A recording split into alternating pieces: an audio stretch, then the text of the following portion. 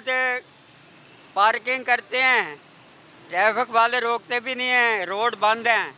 अब क्या करें, स्कूल वालों बच्चों को उठाना होता है, अब घंटा इधर खड़े रहें, बच्चे उधर स्कूल में बैठे रहें।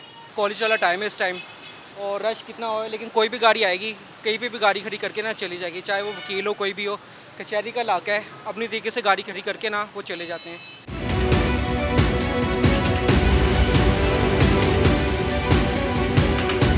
जायज़ पार्किंग की हुई है, इसकी वजह से रोज़ाना का मसला बनता है। 2 मिनट का सफ़र हमें 20 मिनट आधा घंटा चौक कचहरी क्रॉस करने में लग जाता है, जबकि पढ़े लिखे वकला हजरात हैं, ये सेंटर में गाड़ी पार्क करके चले जाते हैं। आने जाने वालों के लिए मिनटों का सफ़र घंटों में तय होता है, बहुत दिक्कत और तकलीफ़ होती है। पार्किंग के निज़ाम होने के बावजूद भी सर गाड़ियाँ ना इसमें दरमियान रोड के दरमियान में खड़ी कर देते हैं, तो उसकी वजह से ट्रैफिक आने जाने में बड़ा मसला होता है।